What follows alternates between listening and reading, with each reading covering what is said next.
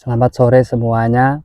Pada kesempatan sore kali ini kita akan membahas tentang tanaman padi. Kalau tanaman padi sudah seperti ini, yang ada yang sudah keluar malai, ada yang belum. Hal yang penting para petani, hal yang harus kita lakukan adalah pemberian nutrisi yang tepat. Karena kebanyakan petani itu kalau tanamannya sudah subur seperti ini, itu biasanya itu dibiarin aja. Padahal kalau menurut saya itu kalau tanaman sudah seperti ini, itu kebutuhan nutrisi itu sangat penting. Karena apa? Karena tanaman kalau sudah keluar malai, sudah memasuki masa generatif itu, kebutuhan nutrisi itulah sangat banyak yang dibutuhkan. Karena untuk pembentukan bunga, pembuatan biji, itu semua akan dibutuhkan.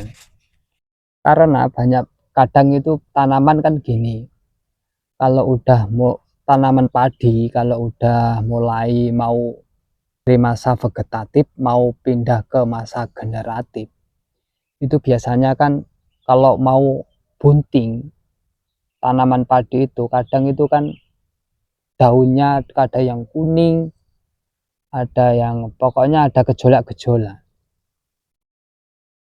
Itulah tanaman kalau masa mau pindah masa itu biasanya akan rentan karena dia itu akan pindah masa dari masa vegetatif pindah ke masa generatif. Dan kebutuhan nutrisi kalau tanaman sudah seperti ini, tanaman kalau sudah masa generatif seperti ini, itu kebutuhan nutrisi yang paling banyak dibutuhkan itu adalah unsur kalium dan fosfat. Ya terserah teman-teman mau pakai pupuk merek dagang apa, yang penting kalau nutrisi itu yang penting yang dibutuhkan tanaman. Yang penting itu kalau masa generatif seperti ini, itu yang unsur yang paling banyak yang dibutuhkan yaitu unsur kalium dan fosfat. Kalau hitungannya gini, 3 kalium, 2 fosfat, dan 1 nitrogen. Itulah yang paling banyak dibutuhkan. Meskipun tanaman subur seperti ini, kalau nutrisi unsur kaliumnya dan fosfatnya itu berkurang, akan hasilnya itu tidak bisa maksimal meskipun tanamannya itu begitu subur. Karena tanaman subur itu tergantung unsur haranya. Karena kebanyakan nitrogen itu kebanyakan kalau tanaman sudah mulai mau berisi, kebanyakan nitrogen itu hasilnya tidak akan sempurna. Makanya kalau ya jadi petani itu ya pintar-pintarlah memberikan nutrisi untuk tanaman, nutrisi apa yang dibutuhkan itulah. Meskipun kita juga memberikan nutrisi unsur dari kalium, fosfat, dan nitrogen, unsur mikronya jangan lupa, itu juga sangat penting. Karena apa? Unsur mikro itu meskipun dia itu kebutuhannya itu tanaman itu sedikit, tapi dia itu sangat dibutuhkan. Karena apa? Karena kalau tanaman itu unsur meskipun udah tercukupi unsur makronya sudah terpenuhi, kalau unsur mikronya itu tidak terpenuhi, hasilnya juga tidak bisa maksimal. Biasanya itu akan rentan dari segala penyakit atau hama. Biasanya itu kalau kekurangan unsur mikronya itu biasanya itu rentan dari hama penyakit dari jamur ya kalau tanaman padi itu. Karena unsur mikro seperti magnesium, kalsium itu sangat penting untuk tanaman. Karena apa?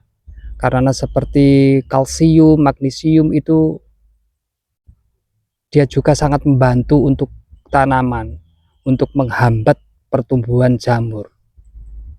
Karena apa? Dia itu kan pH-nya kan seperti kalsium itu kan pH-nya kan netral. Kalau sistem jamur itu kan kalau pH di pH netral itu biasanya itu dia tidak akan bisa tumbuh, dia akan terhambat. Makanya untuk unsur mikronya seperti kalsium, magnesium, dan lain sebagainya itu sangat penting. Dia juga itu dibutuhkan oleh tanaman, dia juga sangat membantu untuk melindungi tanaman dari hama maupun penyakit.